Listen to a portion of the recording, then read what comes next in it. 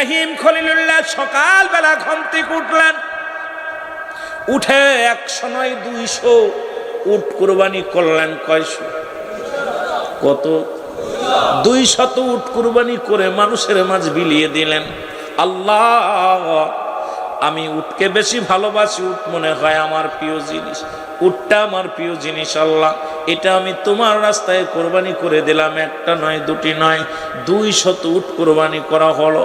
দ্বিতীয় রাত্রে আবার স্বপ্নে দেখে, ও খলিলুল্লাহ, ইব্রাহিম খলিলুল্লাহ, বন্ধু, তুমি তোমার প্রিয় জিনিসটা আল্লাহর রাস্তায় কোরবানি দাও, আমার নামে কোরবানি দাও। সঙ্গে সঙ্গে ইব্রাহিম আলাইহিস সালাম ঘুম থেকে উঠলেন, আবার মুসলমান উট দুম্বা দিয়া আরো 100-150 কোরবানি করে দিলেন। দিয়ে দোয়া করে, আল্লাহ দোয়া করতেছে মাওলার দরবারে, আল্লাহ তুমি আমার এই কোরবানি কবুল করে নাও। তৃতীয় রাত্রে আবার স্বপ্নে দেখলেন, আল্লাহ আমার মাবুদ আল্লাহ পাক ডাক দে, বলো খলিলুল্লাহ শোনো, এ বন্ধু শোনো, সবচেয়ে তোমার প্রিয় বস্তু যেটা, তোমার কাছে সবচাইতে প্রিয় বস্তু যেটা, এটা তুমি কুরবানি দিয়ে দাও। জোরে জোরে চিল্লায় বলা যাবে না মারহাবা। তৃতীয় রাত্রে কুরবানি কবুল হলো না। চতুর্থ রাত্রে আবার একই স্বপ্ন। স্বপ্ন দিকে চিন্তা করে, আমি উট দিলাম, দুম্বা দিলাম, খাসি দিলাম, কত কি দিলাম, কুরবানি তো সবই করে দিলাম, কিন্তু আমার মাওলা বলে কুরবানি দাও, তোমার প্রিয় জিনিস কুরবানি দাও। প্রিয় জিনিস বলতে আমার কিচ্ছু নাই। বিবি সায়রা, মুসলমান শুনে নাও, বিবি সায়রার কাছে যায় বললেন, বিবি রে, আমি তোমার কাছে একটা কথা জানতে চাই। আমার মাওলা প্রথম দিন স্বপ্নে দেখাইলেন আমি মুসলমান পৃথিবীর মধ্যে পশু কোরবানি করলাম, দ্বিতীয় রাত্রে পশু কোরবানি করলাম, তৃতীয় দিনেও পশু কোরবানি করলাম, আজকে রাত্রে আমার আল্লাহ আমাকে আবার বললেন, ও বন্ধু কোরবানি করো। এখন আমি কি করবো? আমার প্রিয় বস্তু কোনটা? আমার মাওলার দরবারে কবুল হবে কোন জিনিসটা কোরবানি করলে? আমি দেখতেছি আমার সবচাইতে প্রিয় বস্তু, বিবিরে তোমাদের দুজনের মধ্যে আমার হাজরা বিবির একমাত্র কলিজার টুকরা সন্তান হযরত ইসমাঈল আলাইহিস সালাম। জোরে জোরে চিল্লায়া বলা যাবে না মারহাবা।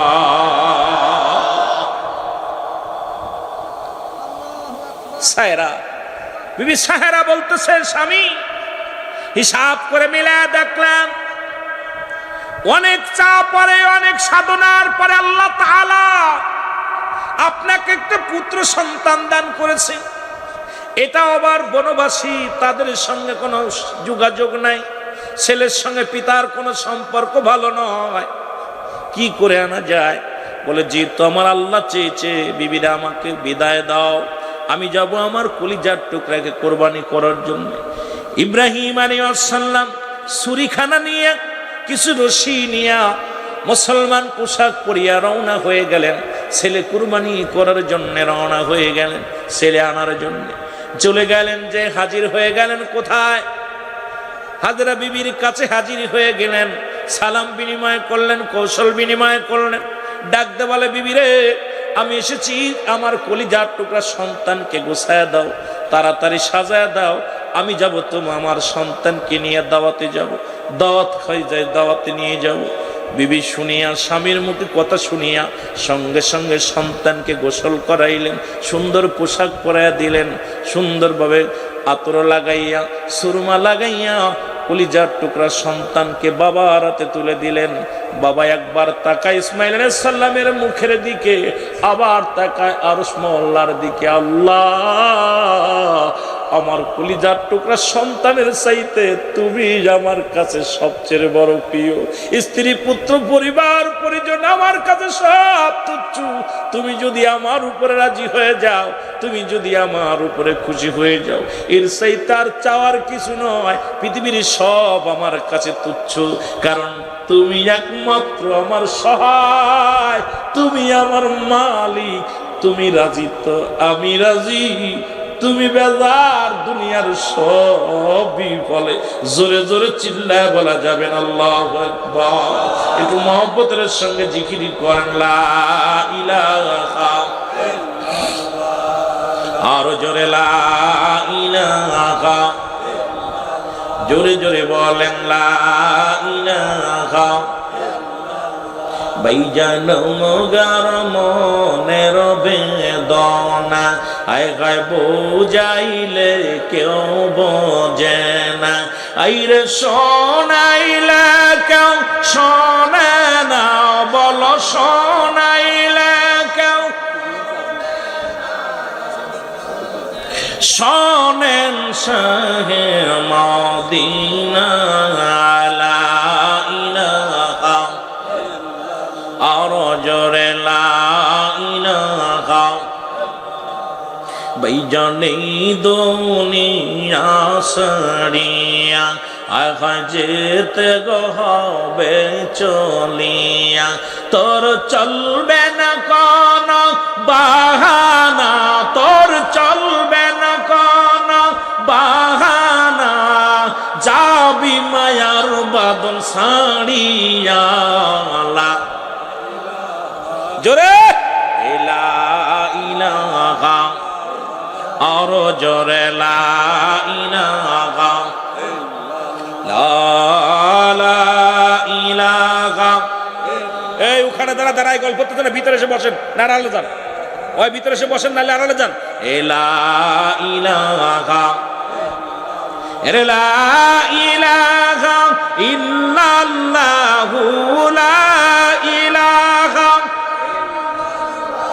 ও মুহাম্মদ রাসূলুল্লাহ।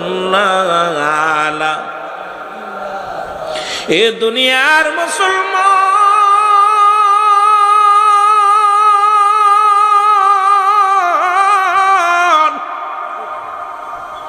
আজকে আমরা পশু কুরবানি করি, নাম করার জন্য কুরবানি করি গো। কোন গ্রামে কতজন কতশো কুরবানি হলো, কতজন কি কুরবানি করে, কোন ধনী কয়শো কুরবানি করে, এটা নিয়ে বড় ব্যস্ত আছি। নিজের ভিতরে একটা ফাটা বিরাজ করেন, এটাকে এখন পর্যন্ত আমি তো দূর করতে পারো নাই, এই অহংকার দূর করতে পারো নাই। আমি পিরাইটা আলোচনা করার মধ্যে বলি 5 শ্রেণীর মানুষের দোয়া কবুল হয় না। তার ভিতরে নাম্বার 1 হলো হিংসুটে মানুষ, অহংকারী মানুষ। 2 নাম্বার হলো মুসলমান। শুনে নাও, 1 নাম্বারে যার অন্তরের ভিতরে হিংসা আছে, যার ভিতরে অহংকার আছে, তার দোয়া কবুল হবে না, তার কুরবানি কবুল হবে না, তার যাকাত কবুল হবে না, তার নামাজ কবুল হবে না, তার ইবাদত কবুল হবে না। নাম্বার 2 হলো মুসলমান। শুনে নাও, আল্লাহর সঙ্গে শিরিক করে যে ব্যক্তি শিরিক করে ফেলে আল্লাহর সঙ্গে, এই শিরিকি গুনাহ আমার আল্লাহ তারে মাফ করে না, তার কোনো দোয়া আল্লাহ কবুল করে না। নাম্বার 3 হলো পিতা মাতার নাফরমানি সন্তান। এই পৃথিবীর মধ্যে নাফরমান সন্তানের অভাব নাই, আজকে বাংলাদেশে অসংখ্য নাফরমান সন্তান পাওয়া যায়।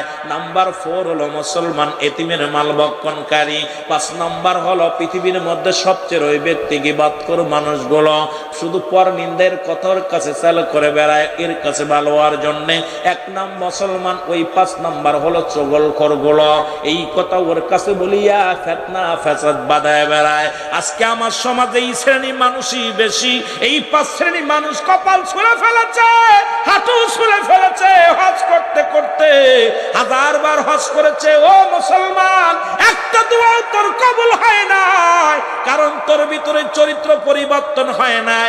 আগে মানুষ হও, মানুষ হও, মানুষ হও। আল্লাহর দরবারে যদি দোয়া কবুল করাইতে চাও, যদি ইবাদত কবুল করাইতে চাও, ওই পশু রূপ থেকে আগে মানুষ রূপে ফিরে আসো। যদি আল্লাহ দরবারে কবুল করাইতে চাও, ইবাদত বন্দেগীটা জোরে জোরে চিল্লায় বলো, ঠিক কি না? একটু জোরে জোরে চিল্লায় বলা যাবে না আল্লাহু আকবার। এ মুসলমান, গভীর মনোযোগ। ইসমাইল নবী, ইব্রাহিম নবী, বাবা পুত্রের খেলা। সন্তানের প্রতি আমাদের কত মায়া, বাবার প্রতি সন্তানের কত মায়া, কিন্তু মাওলারে কত ভালোবাসি। ইব্রাহিম আলাইহিস সালাম হাতটা ধরে নেয়, চোখের পানিগুলো পড়ে। আল্লাহ, প্রিয় বস্তু বলতে তো এটাই আমার একমাত্র সম্বল, এটা যদি কুরবানি করে দিলে তুমি রাজি হও, এটা যদি কুরবানি করলে তুমি খুশি হও, এটা যদি কুরবানি করলে তুমি যদি আমার উপরে সহায় হও, আমি পৃথিবীর সব কিছু করতে পারি, একমাত্র যদি তুমি আমার সহায়ক হও গো আল্লাহ। তুমি আমার স্রষ্টা, আমি তোমার সৃষ্টি গো আল্লাহ। যে কাজ করলে তুমি রাজি, তুমি খুশি, আমি ইব্রাহিম সেই কাজে রাজি খুশি। জোরে জোরে চিল্লায়া বলা যাবে না আল্লাহু আকবার। ইসমাইল নবী ডাক দিয়ে বলে, বাবা আর কত দূর, বাবা আর কত দূর, দাওয়াতের ময়দান কত দূর। পিছন থেকে মাস্টার ইবলিস ডাক দিয়ে বলে, ইব্রাহিম, ইসমাইল, ও ইসমাইল, তোমার বাবা তোমারে কোথায় নিয়ে যায়? ইসমাইল নবী ডাক দিয়ে কয়, কে রে তুই? কয়, আমি তোমার আপনজন, তোমার অতি কাছের মানুষ। তোমার বাবা তোমারে নিয়ে যায়, আমার আব্বা জান আমাকে দাওয়াতে নিয়ে যায়, আমার আব্বা জান জিয়াপতে নিয়ে যায়, আমাকে দাওয়াতে নিয়ে যায়। বলে, না রে ইসমাইল, না, তোমার আব্বা তবে দাওয়াতে নেয় ঠিকই, তবে সেই দাওয়াত নাই, কোনো খাবার দাওয়াত নয়, কোনো মেজবানির দাওয়াত নাই। তোমার বাবা নিতেছে তোমাকে কুরবানি করার জন্যে, তোমার বাবা নিতেছে তোমাকে চিরবিদায় করে দেওয়ার জন্যে। তোমার বাবা তোমাকে লয়ে যায় কুরবানি করার, আল্লাহর রাস্তায় কুরবানি করার জন্যে মিনার দিকে ছুটছে ইব্রাহিম। এও ইসমাইল, তোমাকে নিয়ে তোমার বাবা ইব্রাহিম ছুটছে। ইসমাইল নবী ডাক দে, একবার নয় দুবার নয়, কয়েকবার ধোকার শয়তানের ধোকায় যখন পড়লেন, ইসমাইল আলাইহিস সালাম একটু ধীর গতিতে হাঁটতে লাগলেন। ইসমাইল নবী ডাক দে, ইব্রাহিম নবী ডাক দে বলে, বাবা ইসমাইল, তুমি হাঁটতে পারো, কষ্ট হয় বুঝি? মোর কষ্ট হয়। কয়, না বাবা, আমাকে তো পিছন থেকে কে যেন ডাক দে বলে, বাবা আপনি আমাকে কুরবানি করা নিয়ে জেনে যাচ্ছেন, যদি আপনার হাতে আমি কুরবানি হয়ে যাই তবে তো আমার জীবন ধন্য, আলহামদুলিল্লাহ। বাবা বলে, বাবারে তোরে কে বলতেছে? বলে, বাবা কে যেন পিছন থেকে বললেন। ইসমাইল আলাইহিস সালামের হাতে 7 টুকরা পাথর খুঁটে দিলেন। ইব্রাহিম নবী ডাক দে বললেন, বাবা এই নাও। 7 টুকরা পাথর ছুঁড়ে হাতের মধ্যে দিলেন, কয় পিছনের দিকে ছুঁড়ে মারো। ইসমাইল আলাইহিস সালাম একটা করে, দুইটা করে, তিনটা করে, 7টা পাথর যখন ছুঁড়ে মারলেন, ও মুসলমান, মাস্টার ইবলিস সেখান থেকে পলায়ন করলেন। আজও পর্যন্ত মদিনায় মনোয়ারায় যারা হজ করতে যায়, ওই মিনা প্রান্তরে যাইয়া একটা নয়, দুটি নয়, 7টা করে পাথর ছুঁড়ে মারে মাস্টার ইবলিসের গায়ে। জোরে জোরে চিল্লায় বলেন ঠিক কিনা? আর একটু জোরে জোরে চিল্লায় বলা যাবে না আল্লাহু আকবার। ছুঁড়ে মারলেন পাথরগুলো, এইভাবে ছুঁড়ে ছুঁড়ে মারলেন। লা হাওলা লা কুওয়াতা ইল্লা বিল্লাহ। শয়তান পালায়া গেলেন। ইসমাইল আলাইহিস সালাম দূর গতিতে হাঁটলেন। ইব্রাহিম নবী ইসমাইল আলাইহিস সালামের হাতটা ধরে, এ মুসলমান, মিনা প্রান্তরে যখন পৌঁছে গেলেন, ডাক দিয়ে বললেন, বাবা আমি তোমাকে আনছি আমার মাওলাকে সন্তুষ্ট করার জন্য। বাবা গো, আমি তোমার কাছে লুকাইব না। শোনো, আমি প্রথম রাত্রে স্বপ্নে দেখলাম আমি পশু কুরবানি করলাম, আমার আল্লাহ দ্বিতীয় রাত্রে স্বপ্নে দেখাইলেন পশু কুরবানি করলাম, তৃতীয় রাত্রে স্বপ্নে দেখাইলেন আমি পশু কুরবানি করলাম। আমার স্রষ্টা আমার কুরবানি কবুল করে নাই। আমি হিসাব করে মিলায়া দেখলাম, গবেষণা করে মিলায়া দেখলাম, পৃথিবীর মধ্যে একমাত্র প্রিয় বস্তুই হলে তুমি আমার, আমি তোমারও বাবা। কারণ তোমার প্রতি আমার মায়া, তোমার প্রতি আমার মমতা, তোমার প্রতি আমার ভালোবাসা। ও বাবা, এই জন্য তোমার মায়ের কাছ থেকে তোমাকে আমি আনছি, তোমাকে এখন কুরবানি করব, আমার মওলার নামে কুরবানি করো। ইসমাইল আলাইহিস সালাম মিষ্টি একটা হাসি দিয়ে বলেন, বাবাজি যদি আমার মওলা রাজি হয়, আমি আপনার কলিজার টুকরা সন্তান হয়ে আমি না বলবো না। যদি আল্লাহর রাস্তায় আমাকে কুরবানি করলে যদি আমার আল্লাহ খুশি হয়, আমি দেরি করব না বাবা, আমি জলদি শুয়ে পড়ি, তুমি কুরবানি করো, আমার গলার মধ্যে ছুরি চালায় দাও, আমার আল্লাহ যেন রাজি খুশি হয়ে যায়। জোরে জোরে চিল্লায়া বলা যাবেন আল্লাহু আকবার। আরো জোরে জোরে চিল্লায়া বলা যাবেন আল্লাহু আকবার। এ আমার ভাইরা, আমার বন্ধুরা, আমার ইসমাইল আলাইহিস সালাম জমিনের মধ্যে শুয়ে পড়লেন। ইব্রাহিম আলাইহিস সালাম ছুরি বাইর করলেন, রশি বাইর করলেন, রশি দিয়ে ইসমাইল আলাইহিস সালামের পা বাঁধলেন, হাত বাঁধলেন। ছুটাছুটি যেন না করতে পারে, হাতটা বেঁধে নিলেন। ইসমাইল আলাইহিস সালামের বলে, আব্বাজান আপনার কাছে আমার একটা দাবি থাকবে, ছোট্ট একটা দাবি। আমি কুরবানি হয়ে যাব, আমার এই রক্ত মাখা কাপড়টা নিয়ে আমার মায়ের হাতে তুলে দিবেন। আমি 10 মাস 10 দিন যে মায়ের গর্ভে ছিলাম, যে মা আমাকে দুধ পান করে মানুষ করেছে গো বাবা, আপনি আমার জন্মদাতা পিতা, জন্ম দুঃখিনী মা, গর্ভে ধারিণী মা, ওই মা সে থাকবে আমার আশা। এই রক্ত মাখা জামাটা নিয়ে আমার মায়ের হাতে তুলে দিবেন। আর আমি যে আল্লাহর রাস্তায় আমাকে কুরবানি করেছেন, আমার মাওলাকে খুশি করার জন্য, মাওলাকে রাজি করার জন্য আমাকে কুরবানি করেছেন, আমার মায়ের কদমে এই নালিশটা পৌঁছায় দিবেন। আমার দুঃখিনী মা যেন কোনোদিন কষ্ট না পায়। আমি আল্লাহর রাস্তায় কুরবানি হয়ে যাচ্ছি বাবা গো, শুধু যাবার বেলা একটা মাত্র দাবি করে যায়, আমার মা যেন আমার জন্য কোনোদিন চোখের পানি না ফেলে, আমার মা যেন এই রক্ত মাখা জামাটা দেখে খুশি হয়ে যায়, আল্লাহর রাস্তায় যেন খুশি হয়ে যায়। এই জন্য আমার রক্ত মাখা জামাখানা আমার দুঃখী মায়ের হাতে পৌঁছায় দিবেন। জোরে জোরে চিল্লায় বলা যাবে আল্লাহ। আমার ভাইরা, আমার বন্ধুরা, আমার গভীর মনোযোগ। ইসমাইল নবী জমিনের মধ্যে শুয়ে আছে, ইব্রাহিম আলাইহিস সালাম ছুরি দিয়া গলার মধ্যে পুশ লাগায় বিসমিল্লাহ আল্লাহু আকবার আল্লাহু আকবার বলে যখন ছুরি চালা দিছে, একটা পশম পর্যন্ত ইসমাইলের গলা দিয়ে কাটে না।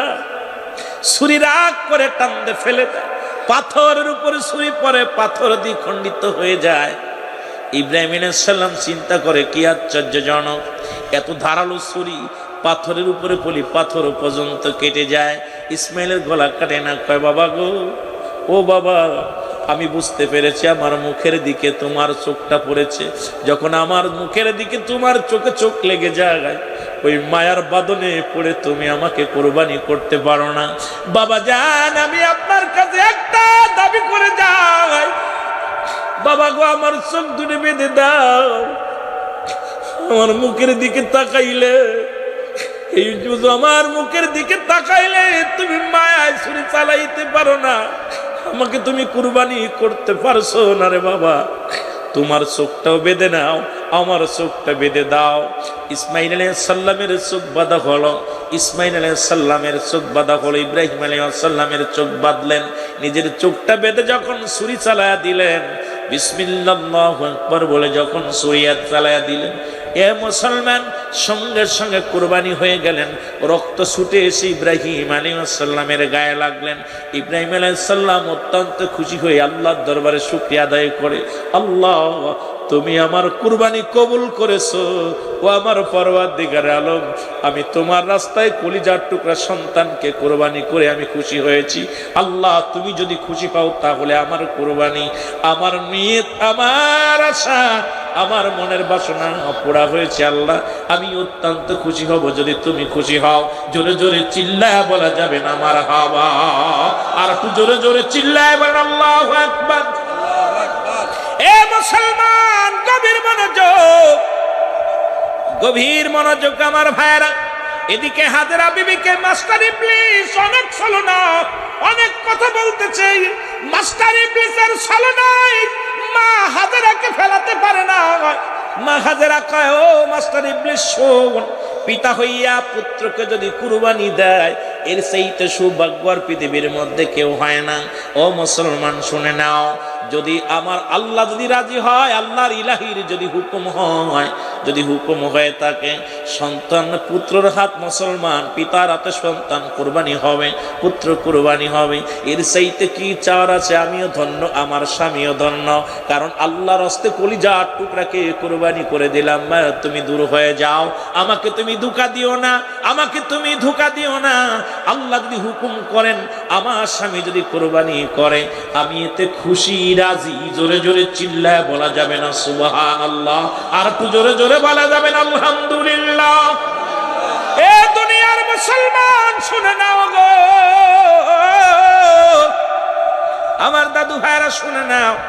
ইব্রাহিম আলাইহিস সালাম চোখের কাপড়টা খুলে ফেললেন। ইব্রাহিম আলাইহিস সালাম খুলে যখন তাকাইলেন, তাকায় দেখে গায়ের মধ্যে রক্ত, কিন্তু ছুরি দিয়া কাটছে, ছুরিটা দিয়ে একটা দুম্বা পড়ে আছে, একটা দুম্বার দেহটা পড়ে আছে, রক্ত মাখা দুম্বা, কলিজার টুকরা সন্তান সামনে নাই, দেখে পিছনে দাঁড়ায় আছে ইসমাইল আলাইহিস সালাম, দাঁড়ায় আছে।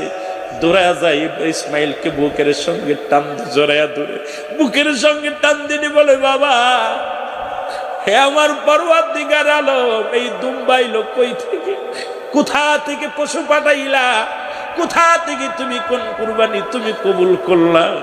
আমার ইসমাইল তো কুরবানি হয় নাই।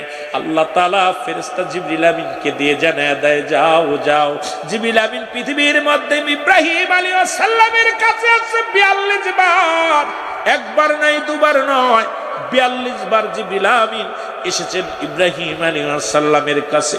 ডাক দিয়ে বলে, নবী ইব্রাহিম, আপনি সাকসেস, আপনার কুরবানি কবুল হয়েছে।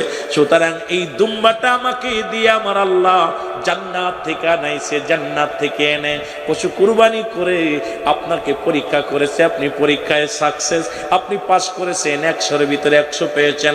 আল্লাহ তাআলা পিতা পুত্রকে কবুল করেছে। আজ যদি আপনার ইসমাইল কুরবানি হয়ে যেত, পৃথিবীর মধ্যে প্রতিটা সন্তান তার বাবার প্রথম সন্তানকে কুরবানি করা লাগতো।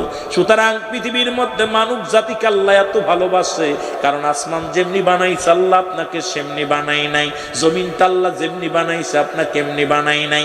এই পৃথিবীর মধ্যে জিন জাতিকে আল্লাহ যেমনি বানাইলো এমনি তোমারে বানাই নাই গো। ফেরেশতাকে আল্লাহ যেমনি বানাইছে আপনাকে তেমনি বানাই নাই। আল্লাহর নিকটবর্তী ফেরেশতা যেমনি সেমনি আপনারে বানাই নাই। আল্লাহ কয়, বান্দা, আমি আসমান বানাইলাম, জমিন বানাইলাম, পাহাড় বানাইলাম, নদ নদী বানাইলাম, যা কিছু বানাইলাম কুন আর ফায়াকুন বলে বানাইলাম। আর আমি আমার বান্দাকে আমি বানাইছি আমার কুদরতি হাত মোবারক দিয়া। সুতরাং বান্দাকে আমার আল্লাহ অনেক ভালোবাসে। সেই আল্লাহর রাস্তায় আগামী কয়েকদিন পরেই কুরবানি হবে। সেই মাওলাকে কি খুশি করব আমাদের বোঝার দরকার, আমাদের জানার দরকার। শুধু গোশত খাওয়ার জন্য নয়, আমরা কুরবানি করব সেই মাওলাকে রাজি করার জন্য। যেহেতু আসমান জমিন যেমনি বানাইলো এমনি তোমারে বানাই নাই, পাহাড় নদী যেমনি বানাইলো এমনি তোমারে বানাই নাই। ও মুসলমান শোনো, জিন ইনসান যেমনি বানাইলো এমনি তোমারে বানাই নাই। এ মানব জাতি শোনো, পৃথিবীর মধ্যে তোমাকে বানাইলো তার কুদরতি হাত দিয়া। সেই মাওলা যদি তোমাকে এত ভালোবাসতে পারে, সেই মাওলাকে আমাদের ভালোবাসার দরকার আছে কিনা? আর একটু জোরে চিল্লায় বলেন, আছে কিনা? এর মানব বেশে কে আইলো রে, কে আইলো এই দুনিয়ায়, বলো মানব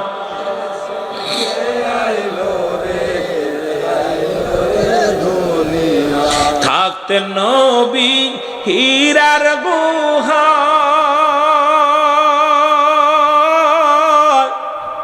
খবর দিত জিবরাইল আইসা। থাকতে নবী হীরার গুহা, খবর দিত জিবরাইল আইসা। ওরে কথা হতো মাওলার সঙ্গে, কথা হতো। কান্তেন নবী উম্মতেরি বেদনায়, মানুষ বেশে কে আইলো এই দুনিয়ায়, বলো মানুষ কে আইলো এই দুনিয়ায়, বলো মানুষ বেশে কে আইলো এই দুনিয়ায়। ওরে সদাই নবী কান্তেন বসে, সদাই নবী উম্মতেরি বেদনায়, মানুষ বেশে কে আইলো রে, কে আইলো এই দুনিয়ায়, বলো মানুষ বেশে।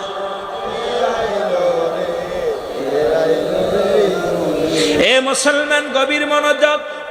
তাহলে আমরা কুরবানি করব কার জন্যে? আরো জোরে বলেন কার জন্য? কোন বান্দাকে খুশি করার জন্য নয়, কোন বান্দিকে খুশি করার জন্য নয়। খুশি করব কাকে? আরো জোরে বলেন কাকে? আমার জান, আমার মাল, আমার কুরবানি, আমার জীবন, আমার মরণ সব কিছু কার? আরো জোরে বলেন কার? এই কুরবানি বলতেছিলাম নিসাব পরিমাণ মালের। এখন মুসলমান শোনো, এখন বড় লোকরা কুরবানি করিয়া এখন মাসালা দিছে গুড়াইয়া দিছে কয় দেখুন বড় বড় ফ্রিজ কিনা ঢুকায় রাখবে, ফ্রিজের দাম বেড়ে গেছে। জোরে বলেন ঠিক কি? বাজারে এখন গত মাসেও যে ফ্রিজ কিনা গেছে 1000 টাকা কমে এখন 1500 টাকা বেশি। কারণ কি? বড় লোকদের জ্বালায় কিনা সম্ভব নয়। মুসলমান শোনো, ওই কুরবানির গোশত বন্টন করো, মুসলমান 3 করে। এ মুসলমান 1 ভাগ তোমার জন্য, 1 ভাগ গরিব মিসকিনের জন্য, আর একটা ভাগ হলো তোমার মুসলমান সোনাত্মীয় সুজনের জন্য। এখন তোমার ভাগটা তুমি খাও। পৃথিবীর মধ্যে 3 দিন পর্যন্ত কুরবানির গোশতটা খাওয়া হলো উত্তম সুন্নাত। মুসলমান শোনো, তবে তুমি তোমার ভাগের গোশতটা যদি খাও কোনো দোষের কারণ নয়, তবে তুমি গরিবের হক নষ্ট করো না, আত্মীয় স্বজনের হক নষ্ট করো না। এগুলো পালন করবা। জোরে জোরে চিল্লায় বলেন মারহাবা। এই আমি চলে যাব, তোমরা আমায় ভুইলা যাইও না। আমি চলে যাব, আমার মরণ আসিবে কখন কেউ তো জানি না।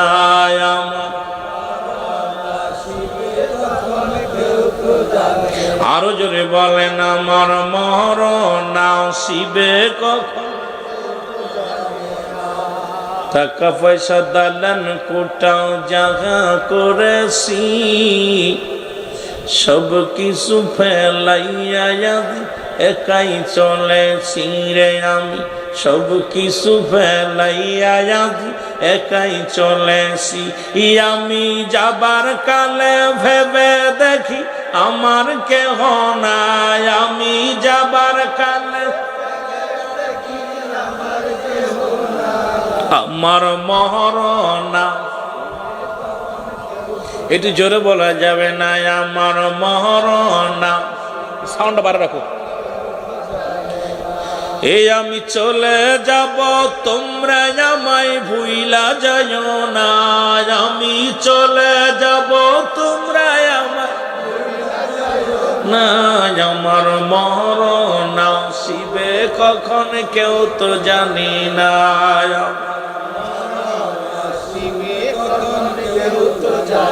এই পৃথিবী চিরদিনই থাকার জায়গা নয়, অন্ধকার কবর যে তোমার আসল ঠিকানা রে মানুষ। অন্ধকার কবর যে তোমার, ঠিক কি না? আরো জোরে বলেন ঠিক কি না? কুল্লু নাফসিন আলা ইন্না উদাল্লাহি লা ইয়ামুত। জোরে বলা যাবে না। এ দুনিয়ার মুসলমান গভীর মনোযোগ। এ জীবন জীবন নয়, এমন একটা জীবন আসবে যে দেশে গেলে মানুষের বিচার হয়, যে দেশে গেলে মানুষের হিসাব হয়, যে দেশে গেলে মানুষ আর কোনোদিন ফিরে আসে না। এই পৃথিবীর মধ্যে আসার একটা সিরিয়াল আছে, যার কোনো সিরিয়াল নাই। দেখা যায় পৃথিবীর মধ্যে সন্তান আছে বেঁচে, বাবা নাই। সন্তানের লাশ বাবার কাঁধে, বাবা আল্লাহ সন্তানের কাঁধে।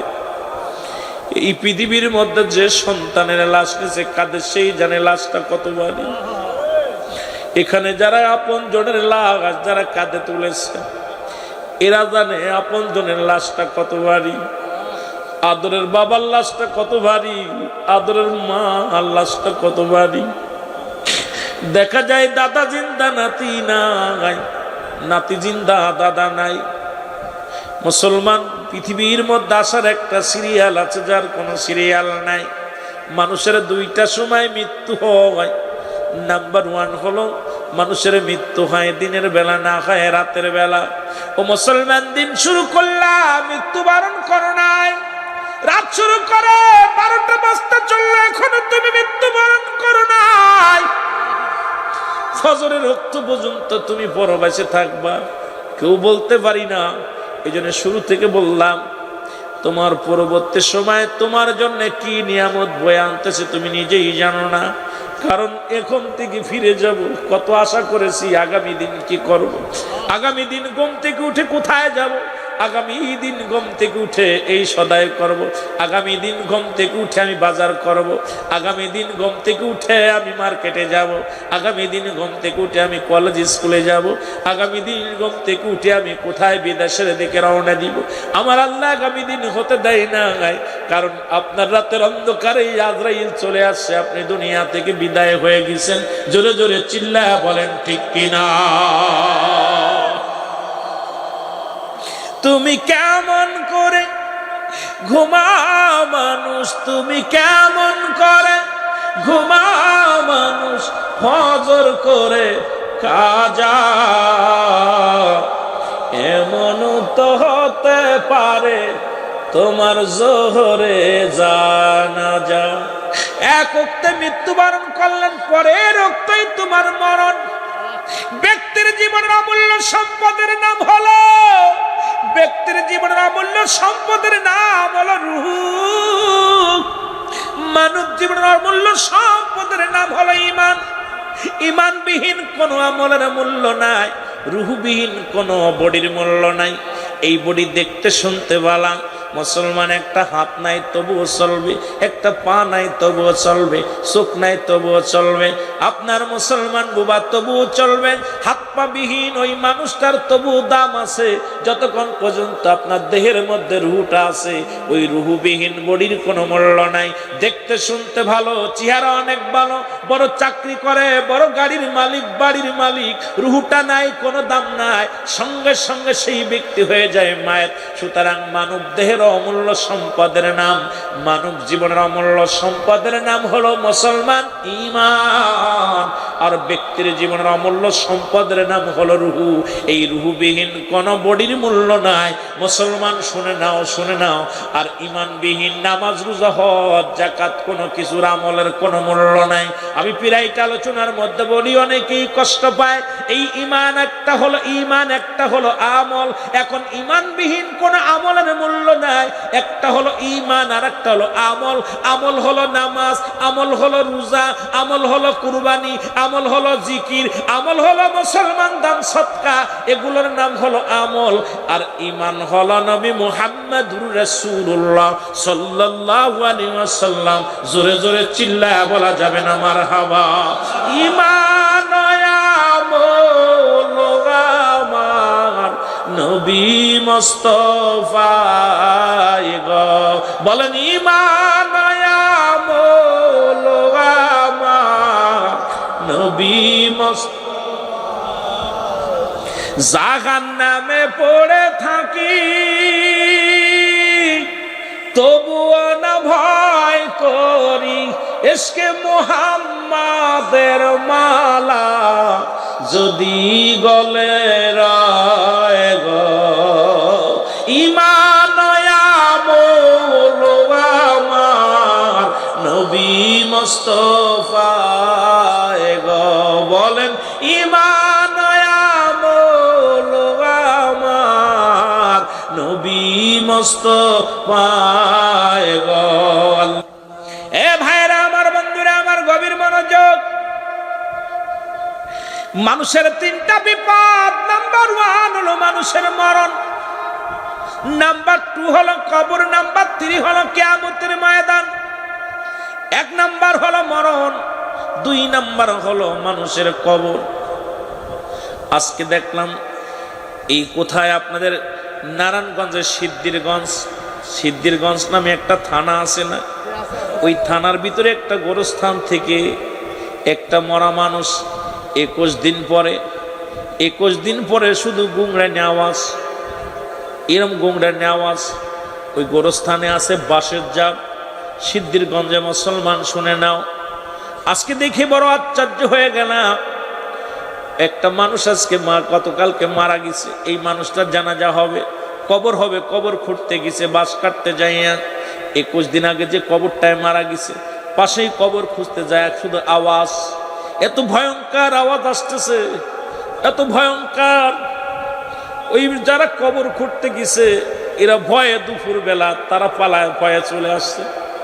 এসে মসজিদের ইমাম সাহেবকে বলছে, ইমাম সাহেব হুজুর আমরা গোরস্থানে ঢুকেছিলাম, কিন্তু 21-22 দিন আগে যে গত এই 20-21 দিন আগে যাকে কবরে রাখা হলো ওই কবরের পাশে যাইয়া মুসলমান শুনে নাও, ওই কবরের মধ্যে গিয়েছিলাম, কবরের পাশে শুধু ওখান থেকে আওয়াজ আসতেছে, এমন ভয়ঙ্কর আওয়াজ আমরা এর আগে কোনোদিন শুনি না। ইমাম সাহেব হুজুর বলেন, দেখেন মনে হয় লাশটা মনে হয় খাবার জন্য কোনো কুকুর হয়তো শিয়াল ঢুকছে, ওই দূর থেকে মনে হয় ছিদ্রা করে, একটু খেয়াল করেন যায়। ইমাম সাহেব লোকজন নিয়ে গেলেন মুসলমানের সিদ্ধিরগঞ্জের জমিনে। ইমাম সাহেব হুজুর উনি গেলেন, খোঁজ নিয়ে গেলেন যে দেখে আসি, যা দেখে কোনো কবর খোঁড়ে নাই। কিন্তু ওখানে দাঁড়ানো পর কোনটা গুংরানো আওয়াজ, অনেক গুংরানো আওয়াজ, খালি গুংরাইতেছে, জোরে জোরে আওয়াজ আসতেছে। ইমাম সাহেব সবাইকে নিয়ে দোয়া করলেন, পাক কালাম ফাতিহা শরীফ পড়ে সবাইকে নিয়ে ইমাম সাহেব প্রায় 10 মিনিট মোনাজাতে অংশগ্রহণ করলেন। মোনাজাতের পরে ওই কবরে আর আওয়াজ আসে নাই, আওয়াজ আসে নাই। মুসলমান শোনো, এরপরে ওই যে মহিলাটা মারা গেছে, এই মহিলাটার ছেলে আছে একটা, ওই ছেলেটা আছে, ছেলেটা বলল উনি সুদে কারবার করতেন মেয়েটা, এবং দুশ্চরিত্র মানুষ ছিল, ভালো চরিত্র ভালো ছিল না, স্বামীর সঙ্গে অনেক আগে সারাসারি হয়ে গেছে। ওই ছেলেকে নিয়ে এলাকার মধ্যে সুদে কারবার করত, ওই সুদের কিছু টাকা লাভবাংশ আসতো, এটা দিয়ে সংসার চালাতো। ছেলেটা এখন ব্র্যাক কোম্পানির চাকরি করে। ছেলে বলতেছে আমি আর চাকরি করব না, আমি আর কোথাও যাব না, আমার দুঃখিনী মা আমাকে মানুষ করার জন্য হারাম পথে উপার্জন করত। আজকে আমার মায়ের কবরে আমরা আপনারা সবাই শুনেছি মায়ের কবরে গর্জন, যখন মুসল্লি ইকরাম সবাই দোয়া করেছে আমার মায়ের কবরটা একটু আসান পেয়েছে, হয়তো আযাবের ফেরেশতা কবর থেকে চলে গেছে। আমার মুসলমান বাবারা, 2 নম্বর বিপদ হলো মানুষের কবর। এরপর আর বিস্তারিত লেখাও নাই, দেখতেও পারি নাই, সুতরাং বেশি দূরের ঘটনা না, আপনাদের এলাকার ঘটনা। এই জন্য সদা সর্বদাই কবরের পাশে যাবেন, কারণ মানুষ মৃত্যুর পরে 7টা হক থাকে প্রতিটা সন্তানের। তার মধ্যে 1 নম্বর হলো মা বাবার জন্য সবরেসানি করা, 2 নম্বর তাদের জন্য মাগফিরাত কামনা করা, ওই 7 নম্বরে যায় সদা সর্বদাই বেশি বেশি করে মা বাবার কবরটা যায় জিয়ারত করা। আজকে আমরা যারা শুয়ে আছি আমাদের আপনজন কবরে অনেকেই মাসে একবার যাই না, বছরে একবার যাই না। আব্বা মার মতো আমরাও যেদিন বিদায় হয়ে যাব আমাদের সন্তানেরাও কবরের পাশে যাবে না। আমরা বেশি বেশি জিয়ারত করতে চাই কি চাই না? আর একটু জোরে জোরে বলেন, চাই কি চাই না? আমার ভাইরা, আমার বন্ধুরা, আমার বলতেছিলাম মানুষের 3টা বিপদ। নাম্বার 1 হলো মানুষের মরণ। আল্লামা মুফতি আমজাদ আলী সাহেব একটা কিতাব লেখলেন, কিতাবের নাম বারে শরিয়াত। এই কিতাবের মধ্যে লিখতে যা বললেন, দুনিয়ার মানুষ শোনো গো, মানুষ যখন মৃত্যুবরণ করেন 70টা তাজা উটের গায়ের চামড়া জবাই না করিয়া উল্টো দিকে টান দিয়া লবণ আর মরিচ লাগা দিলে যতটুকু যন্ত্রণা হয় এর চাইতে 70 গুণ যন্ত্রণা একটা সাধারণ মৃত্যু। এখন আমরা অনেকেই মরণকালে পায়খানা করে দিই, অনেকেই মরণকালে প্রস্রাব করে দিই, অনেকে আমরা মরণকালে মুসলমান জিহ্বা বাইর হয়ে যায়, অনেকে মরণকালে চোখ দুটি বড় বড় হয়ে যায়। তাদের মরণটা কত কঠিন হয়, জোরে জোরে বলেন ঠিক কিনা? আমার মরণ আসিবে কখন কেউ তো জানি না, আমার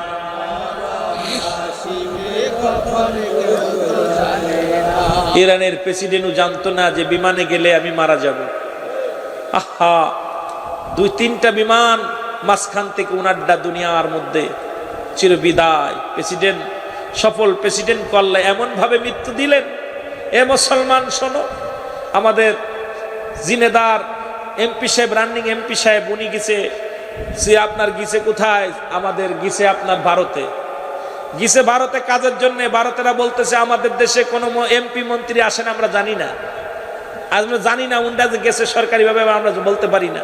গেছে উনি, মৃত্যু হয়ে লাশ, আজকে দেখলাম লাশ পাওয়া গেছে ড্রামের মধ্যে। ছোট্ট বাড়ির মধ্যে ডেকে একদম লাশ কুটি কুটি করে কাইটা গোস্তগুলো টুকরো করে রেখে দিচ্ছে এমপি সাহেবের লাশ। সুতরাং কে কখন কোন হালাতে কে মারা যাবে কেউ বলতে পারি না। জোরে বলেন ঠিক কিনা, আরো জোরে বলেন ঠিক কিনা।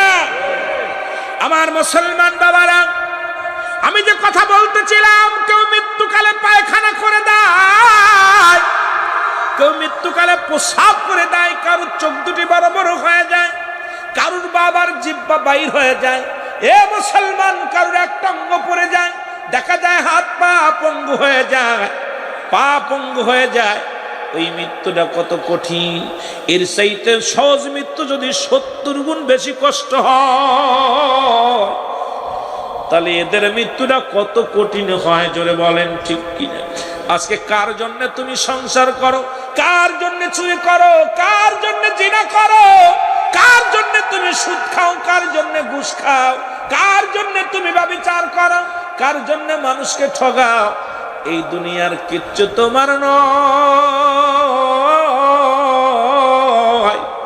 এই দুনিয়ার সব তোমার পর। কুল্লু মান আলাইহা, সব শেষ করে দিবে কে? একটু জোরে চিল্লায় বলেন কে? আর একটু জোরে বলেন কে? আল্লাহ কয় বান্দারে আমি জমিনটা রাখবো না,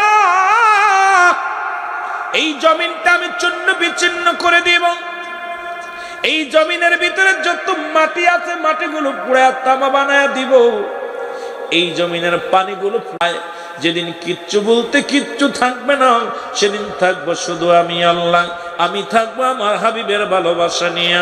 সুতরাং আমরাও দুনিয়া থেকে চলে যাব, বাড়ি নিতে পারবো না, গাড়ি নিতে পারবো না, ছেলে নিয়ে যেতে পারবো না, মেয়ে নিয়ে যেতে পারবো না, সম্পদ নিয়ে যেতে পারবো না, আর ওই কাফনের তো কোনো পকেটও নাই, কোনো টাকা পয়সাও নিতে পারবো না। ব্যাংক ব্যালেন্স করে সুদ খাইলাম, ব্যাংকে লক্ষ লক্ষ টাকা থুইয়া মাসে একটা মুনাফা পাইলাম, এটা দিয়ে সংসার চালাইলাম। কবরে মুনাফার দরকার আছে, সেই কবরের মুনাফা হলো নামাজ, সেই কবরের মুনাফা হলো মুসলমান দান সদকা, সেই কবরের মুনাফা হলো মুনাক্কার সন্তান, সেই কবরের মুনাফা হলো দুনিয়ার জিন্দেগিতে নেক আমল। এই নেক আমল বন্দেগি যদি না করে যাও, কবর কিন্তু ভয়ঙ্কর হবে। জোরে জোরে চিল্লায়া বলা যাবে না ঠিক কিনা?